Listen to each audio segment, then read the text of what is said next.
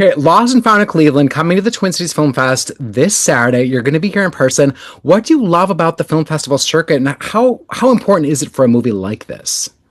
I think it's a great opportunity to get a movie that Hollywood at large isn't making anymore. A feel-good movie about an ensemble cast who are well known, but not, in the Marvel universe. So I think that is a great thing, and it's also a movie that you can watch with your whole family.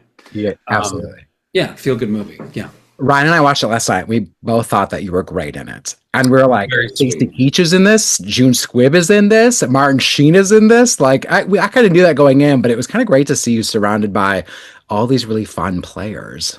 It was amazing when I got the email that they had offered me the part, and they wrote a really lovely email of stuff that they had seen me in. I was so I was so touched. But also then when you got to see all the people in the movie, it's an amazing cast. Yeah. Loretta Devine and Jeff Hiller and Dot Marie Jones and Esther. I mean, the cast is really that's what really sold me. In addition to the story.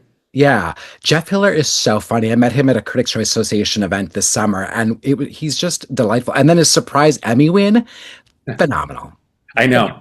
I Yeah, know. I texted him. I mean, for being in New York so long and being in different readings or workshops with him, yeah, to see him get such a well-deserved recognition was thrilling. yeah, So excited for him. yeah.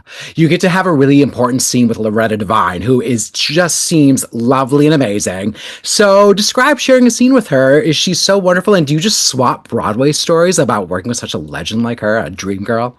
Yeah, I know.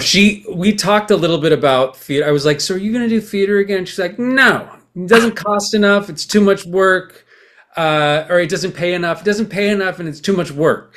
And she had, these huge swaths of text in the movie.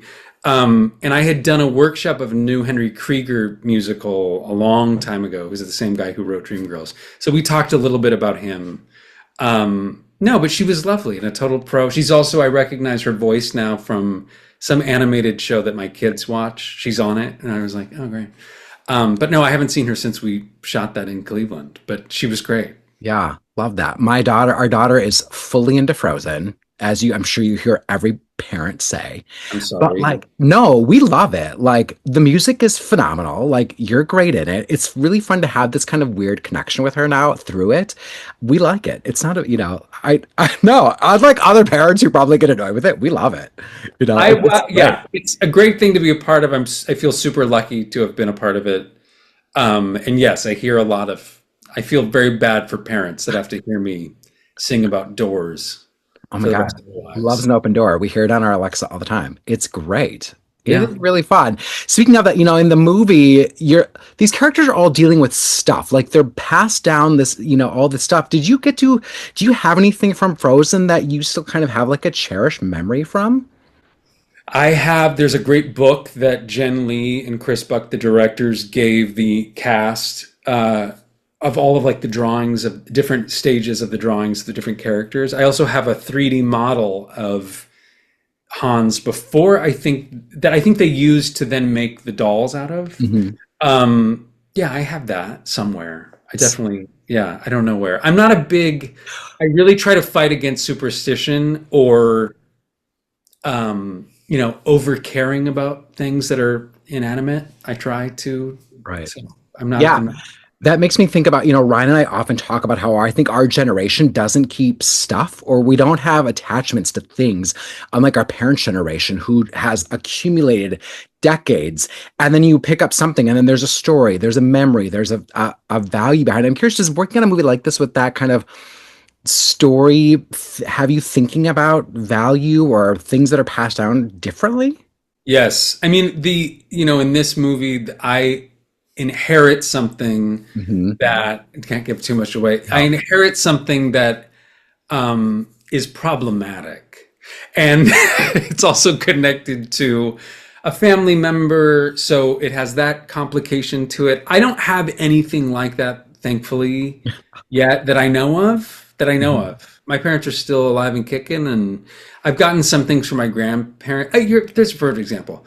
My grandfather was a liquor salesman, Mm. and so when I was a kid, I never understood, but we had all of these mirrors and lamps that had liquor things on them. It's like Jack Daniels was just on a mirror, Yeah. or a little, beef eater lamp, stuff like that, where it was just a normal part of my childhood. It's not till later that I was like, that was bizarro. Why are we having all this crap that says something about, it wasn't to the same extent of my character in the movie, but um, yeah, no, I don't. I think you're exactly right. I don't have stuff the way my grandfather's generation did. Mhm.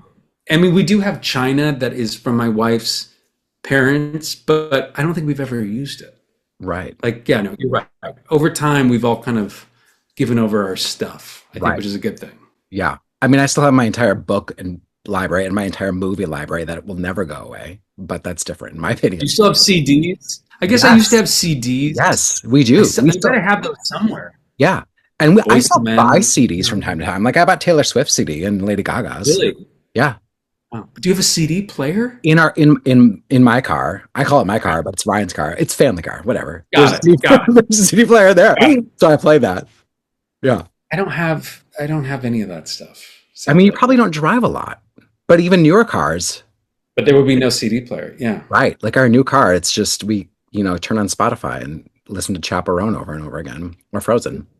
Yeah, Yeah. Well, thank your daughter for me. Yes. I Tell will. her to listen to it as much as she wants. Yes, you get some residuals. I'm really hoping. I'll take them. Yeah. Now, Ryan and I love watching game shows and reality shows, and we think, okay, we would be really good on this, or he would be great at Jeopardy, I'd be great at Wheel. So, is there a reality show or a game show that you and your wife think, oh, you would be really great at? A reality show or a game show? Much like your characters, because everyone in the movie is kind of going to be on Going this kind towards a of team. reality show. You're right. Yeah. I'm embarrassed to admit, but I guess I should. My wife has gotten me hooked in the Bravo world, Mhm. definitely. Yep. Unfortunately, you know what I love? Traders. Do I want to be on it? No. I like watching it. I also don't want to be on a reality show, but I do like watching it. Yeah, I Yeah. do. Kind of obsessed. We've Yeah. cut back on our housewives. We've said no. We're disengaging from housewives quite a Why? bit. Why? Why are you cutting back? Because I Those we Salt Lake listen. women are insane Yes, in the best way. God, I love that's the one we watch is Salt Lake.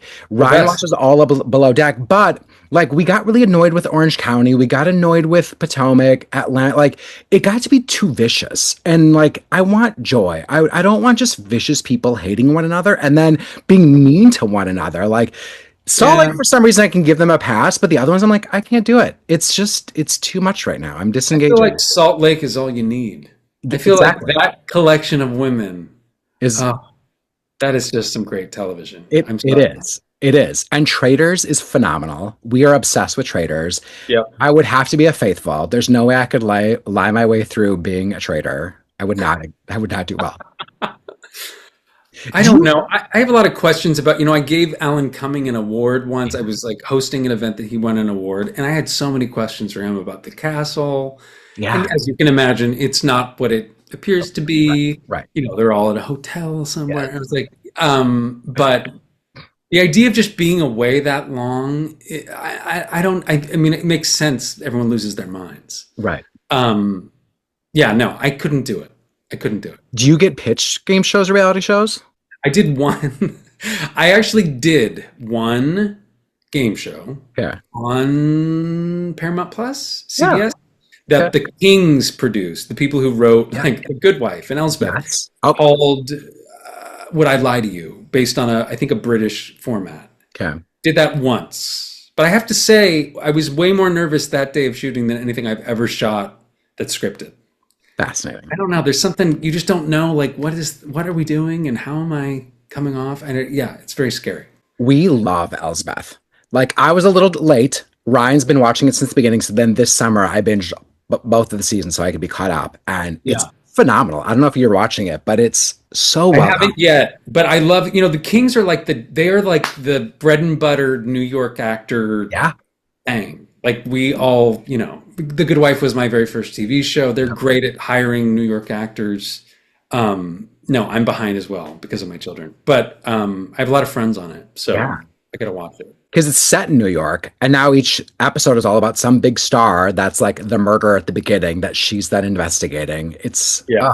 oh And god. I saw Carrie Preston at the Guthrie in Who's Afraid of Virginia Woolf when I What? was a student. Yeah, she was in it with Patrick Stewart and Mercedes Ruehl, and I Yeah. was an usher at the Guthrie, and so I watched her maybe 15 times as Honey. Yeah. Isn't that bizarre? Bill McCallum was Nick. Yeah.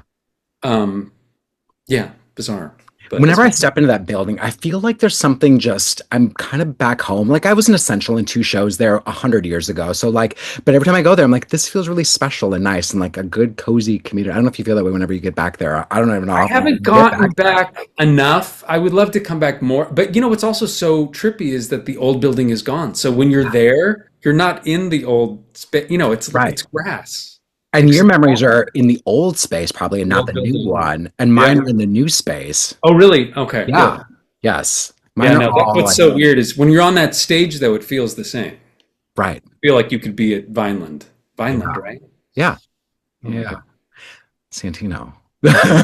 Oh, a long time ago. It has been a while. It's been a minute. I was also reading that you do audiobooks and you've read a couple of Stephen King's books, and he is my favorite author of all time. So now I'm like jealous that you're in that world. If you could do audio for any one of his books, even if it already exists, what would be the one you would love to just tap into and play? I mean, I loved the book I did do. If you have, you should listen to it. I know Yeah. that they're trying to get into a TV show. Maybe they already They have. already did. First season's out on MGM Plus. It's the Institute. So I don't know what I GM mean. Plus. Don't know. Yeah, right. Where are we going? What's happening? Anyway, but the Institute, I did, which I love doing. I did it during Tootsie. So I would go to the studio between, like during the day before the show at night, which was a mistake. I would not recommend that to anybody.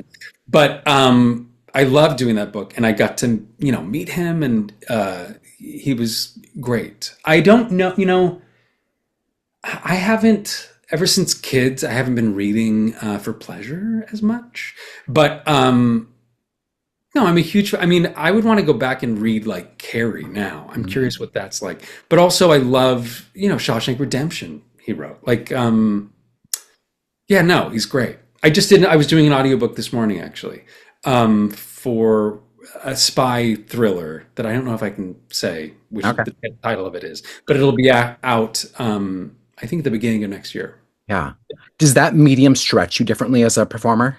Yeah, I mean it's similar to Frozen. The difference is like for if you listen to the Institute, I think I voiced over 100 characters. Yeah. So you're the great thing is you get to be everybody, and you're limited by nothing because no one is seeing you. So whatever you can get away with, you can get away with, and you get to. At times, I feel like it's the best. It's like the biggest workout for an actor without being in a scene. That's great because you get to play everybody and you have Yeah. so much freedom. Yeah, I love it. I really, Is really there a love it. director there that's like redo it this way or you Sometimes okay. it depends. Like I did the book Red Badge of Courage, Yeah. and that was without a director, which I would not recommend. A lot of the times, like the Institute director was fantastic. The one I'm working with now she's fantastic. They're able to track. If you have like 100 voices, they'll try to track the voices you're giving each character so that they can remind you as they come up. I did the Hunger Games prequel, which had a ton of characters also. Yeah, it's its own challenge, and thankfully there's someone there to kind of help you because it's too big, especially a Stephen King book, which is like 1,200 pages. Oh, they're So massive. yeah, you lose your mind halfway through. You're like, what did I read the last sentence? Am I saying any of this? Yeah. Yeah, yeah. No, it's really helpful to have somebody with you.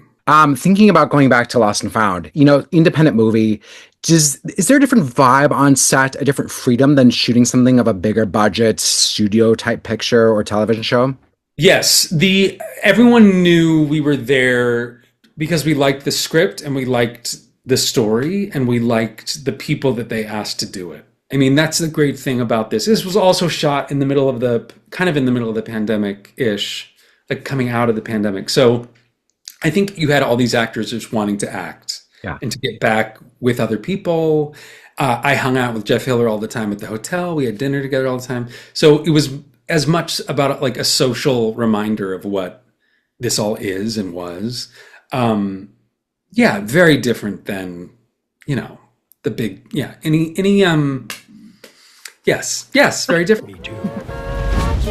You are the youngest person we have ever had at Lost and Found. We did it! On your magic pole, Mr. Sandman, bring the surgery. I hope people enjoy the movie. Have a Thank great time you. at the Twin Cities Film Fest. They're great people over there. I was there opening night and saw Hamnet, and it's delightful. The crowds are great. It's closing night, so you're gonna have a great time. Great, beautiful. Thanks, Yeah, Paul. Good to yeah, you're see you. welcome. Say Good to hi see to you Ryan again. for me. I will. Take care. Okay.